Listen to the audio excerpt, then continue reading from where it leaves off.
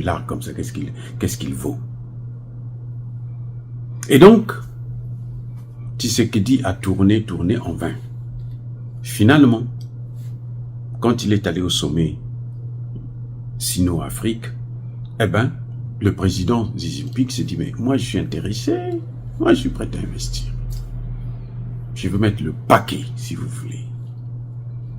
Et donc, ils ont conclu des accords. Et la Chine va prendre désormais le contrôle de la chaîne d'approvisionnement des matières premières congolaises. Là, les Américains, ça les rend fous. Les Européens s'affolent. La Belgique envoie un de ses représentants, un de ses secrétaires d'État, pour venir discuter avec le gouvernement. C'est maintenant seulement, 30 ans après, que la Belgique se rend compte que on peut porter plainte contre Kagame. Il faut qu'on le traduise devant la Cour pénale internationale. C'est trop tard, les Chinois ont déjà pris des accords. Et Tshisekedi est tenu à les respecter. Maintenant, quand il est venu là, il est en ce moment aux États-Unis,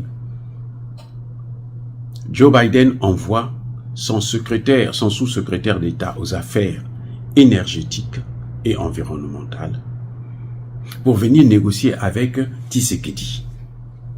Il vient avec une proposition.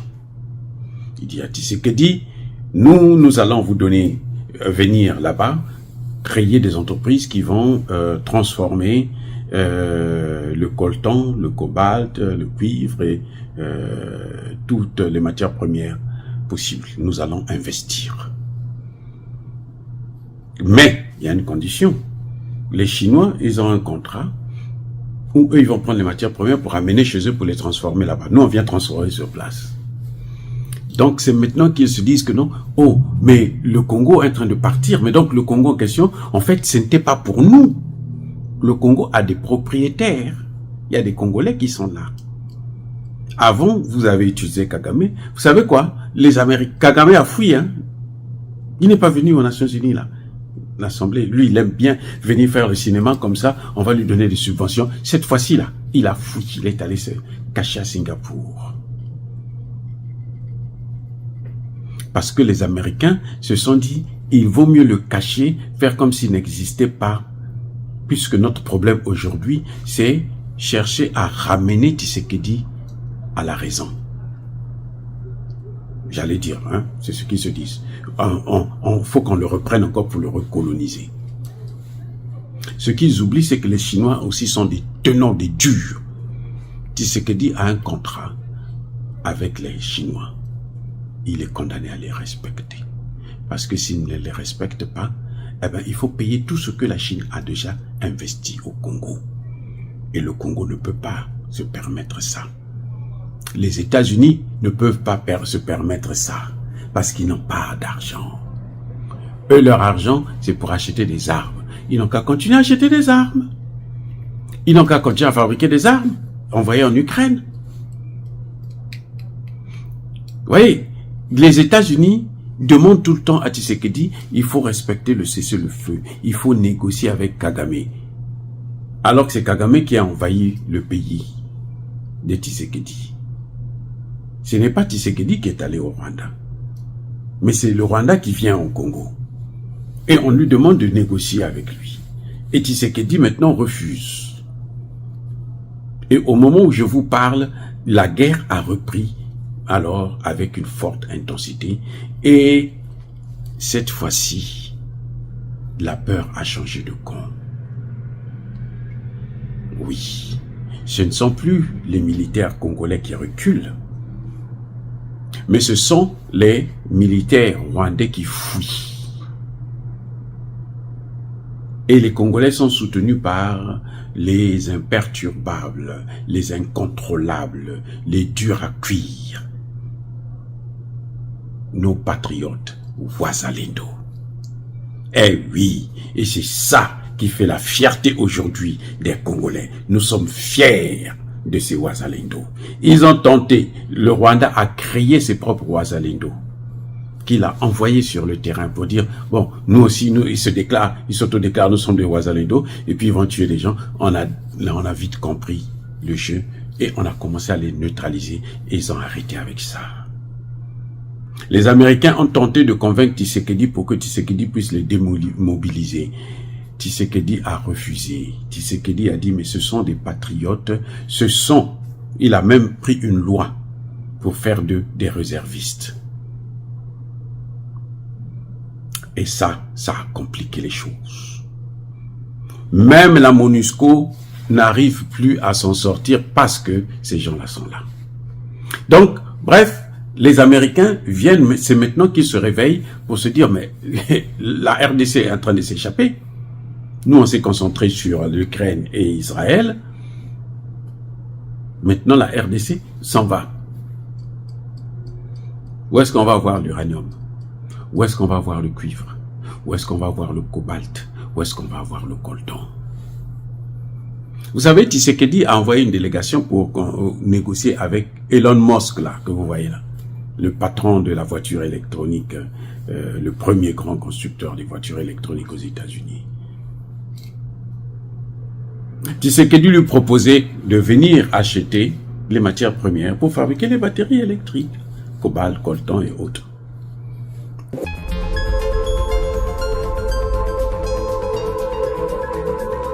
Otep à tous, bien-aimés frères et sœurs, je vous avais déjà dit, Tshisekedi est allé en Chine, il a signé de gros contrats dans le domaine économique et aussi des contrats dans le domaine sécuritaire.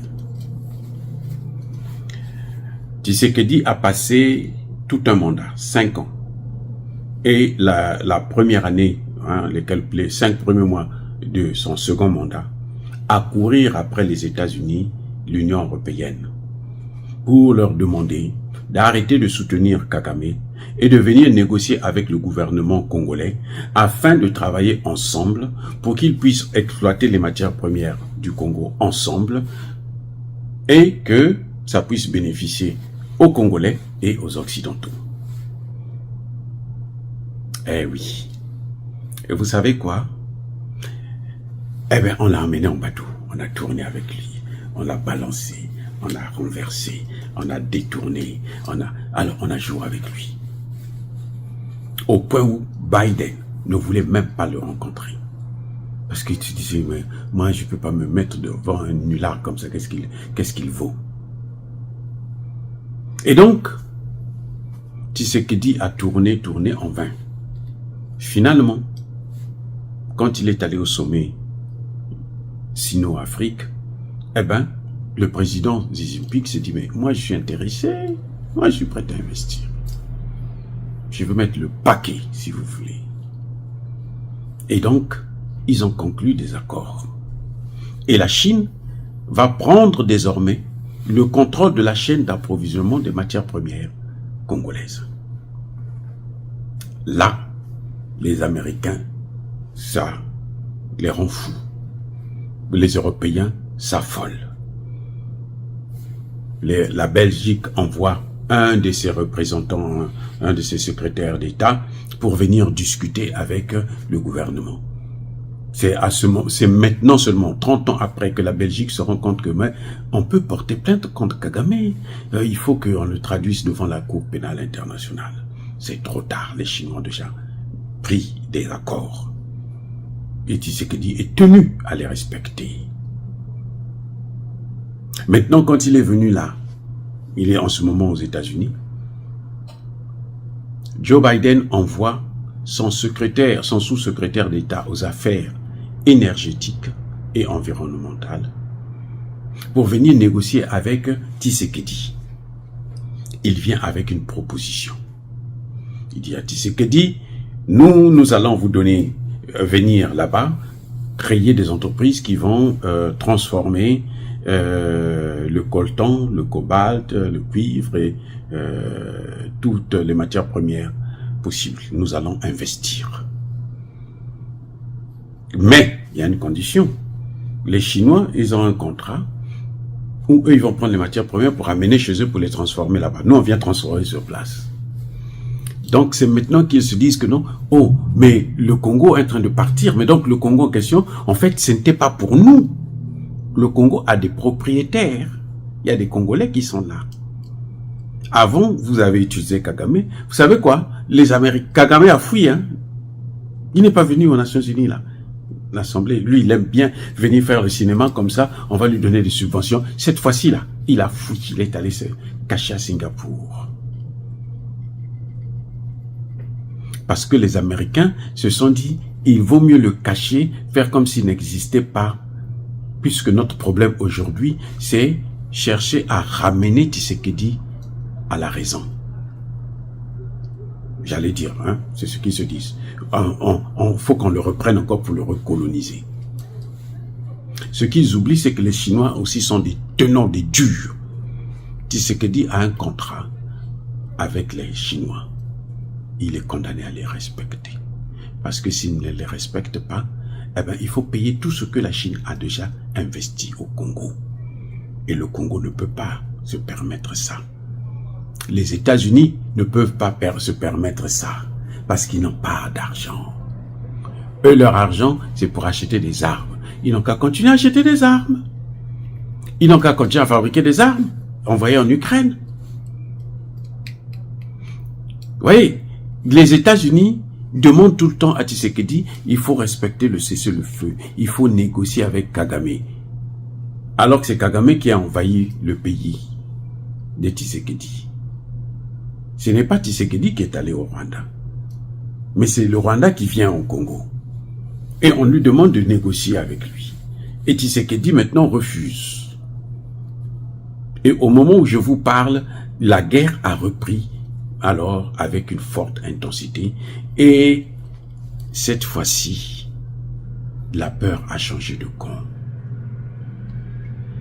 Oui, ce ne sont plus les militaires congolais qui reculent, mais ce sont les militaires rwandais qui fuient.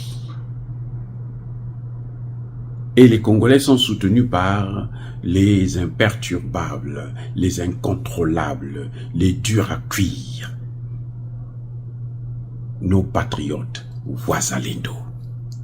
Eh oui, et c'est ça qui fait la fierté aujourd'hui des Congolais. Nous sommes fiers de ces Wazalendo. Ils ont tenté, le Rwanda a créé ses propres Wazalendo, qu'il a envoyé sur le terrain pour dire, bon, nous aussi, ils s'autodéclarent, nous sommes des Wazalendo, et puis ils vont tuer des gens. On a vite compris le jeu, et on a commencé à les neutraliser, et ils ont arrêté avec ça. Les Américains ont tenté de convaincre Tshisekedi pour que Tshisekedi puisse les démobiliser. Tshisekedi a refusé. Tshisekedi a dit, mais ce sont des patriotes, il a même pris une loi pour faire d'eux des réservistes. Et ça a compliqué les choses. Même la MONUSCO n'arrive plus à s'en sortir parce que ces gens-là sont là. Donc, bref, les Américains viennent, c'est maintenant qu'ils se réveillent pour se dire, mais la RDC est en train de s'échapper. Nous, on s'est concentré sur l'Ukraine et Israël. Maintenant, la RDC s'en va. Où est-ce qu'on va avoir l'uranium? Où est-ce qu'on va avoir le cuivre? Où est-ce qu'on va avoir le cobalt? Où est-ce qu'on va avoir le coltan? Vous savez, Tshisekedi a envoyé une délégation pour négocier avec Elon Musk, là, que vous voyez là, le patron de la voiture électronique, le premier grand constructeur des voitures électroniques aux États-Unis. Tshisekedi lui proposait de venir acheter les matières premières pour fabriquer les batteries électriques, cobalt, coltan et autres. Elon Musk a refusé. Vous comprenez? Et maintenant, lui, il s'en va. Les Chinois ont dit non, nous, on n'a pas besoin de venir faire la guerre pour voler les matières premières. Nous, on ne soutient pas Kagame. Nous, ce qu'on vient, on vient acheter chez toi. Et puis tu nous vends ça. Nous, on te donne l'argent, on développe les infrastructures de ton pays.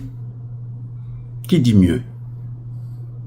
Les Américains avaient déjà signé un accord à l'époque avec Donald Trump.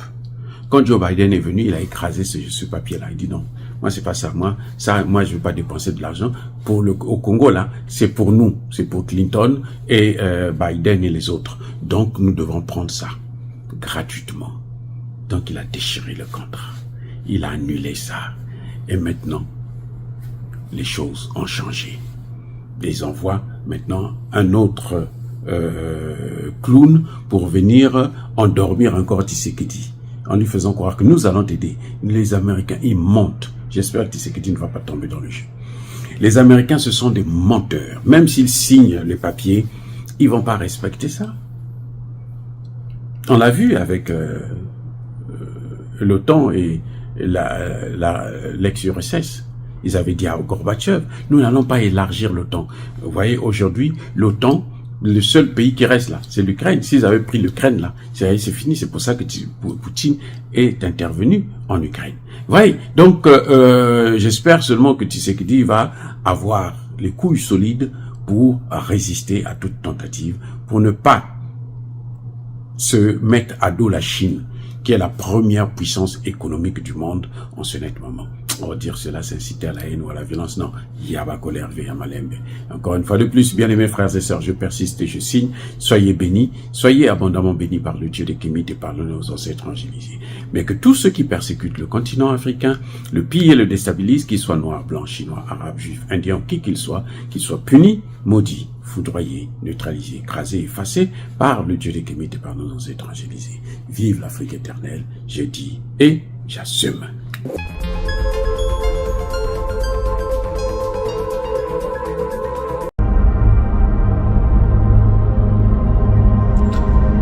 C'est toujours orphelinat Jésus et mon papa depuis Goma. Ndenge boko constater tozaka kanaka ya Bulengo tozo enregistrer bana oyo bakufela ki baboti na bitumba na biso oya M23 o ba imposer biso. Yango bozo mona awa tozana ba cas différents eza pona kananu ya mwana oyo bozo mona awa baza mibale aza yena leki nae papa na bango auti okufa na bombe. Ba bombe oyo batindaki na camp o bauti okufa awa kalate nde bana ozo mona o baza mawa kaka bana baliaka te bana basokolaka te bazaka musoto. Cet enfant ici a plus d'un mois. Ce qui otuni eske ayebi na esika mai ezali ayebi te. Yango tozo talisa bino makambo o tozo traverser na ville na biso ya Goma en province du Nord Kivu. En tout cas, Orphelinat Jésus et mon papa est là pour vous informer en temps réel de la situation de là. C'est encore l'orphelinat Jésus et mon papa. On est toujours dans le travail qui nous a été confié. Aujourd'hui, on a oyo comme on a divine. Mwana oyo a se retrouvé orpheline. Parce que certaines personnes ont choisi de tuer leurs parents. L'histoire de cet enfant, quand nous sommes venus ici le 2 mai de cette année, j'étais avec ma petite sœur et il y a une bombe qui est tombée sur elle pendant qu'elle était encore enceinte. Quand j'ai vu que ces enfants-là sont restés orphelins, il n'y a personne pour prendre soin d'eux.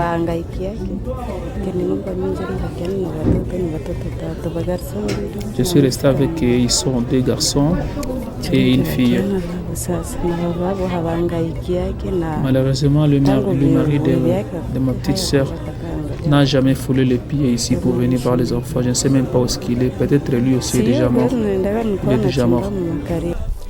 L'histoire de cet enfant, nous avions fui la guerre avec Ichanga et quand nous avions fui, leur mère était morte avec une bombe et cette maman-là avait notre enfant Cyril.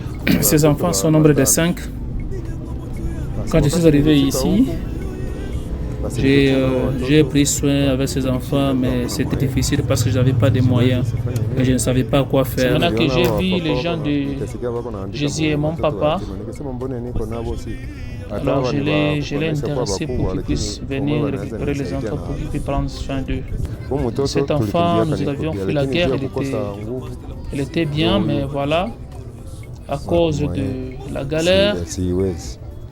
Elle a dit donc des fois je peux avoir un 50 francs, j'arrive, je laisse pour les enfants et puis je reparte encore vers ma femme. Bana oyo tozui bango pona kosunga bango parce que y a un homme de Dieu, Papa Israël Nash. Il a vu Yayokai Mawa pona bana oyo parce qu'il est passé ici pour voir comment les gens vivent et à monaki que ça ne va pas. Yango a décidé pona asala orphelinat oyo na Goma. Yango tozozo bana to tia bango na orphelinat na cadre au Papa Nash azwaki awa Goma pona kosunga bana. En tout cas, tosengi lisungi pona ko aider bana oyo baza na souffrance. Nzambe apambola bino na oyo nyoso nano asi asali quelque chose pona situation ko to traverser kotoyo et tosengi tolibi pe merci et Nzambe pe apambola ba oyo ba kosala. Merci.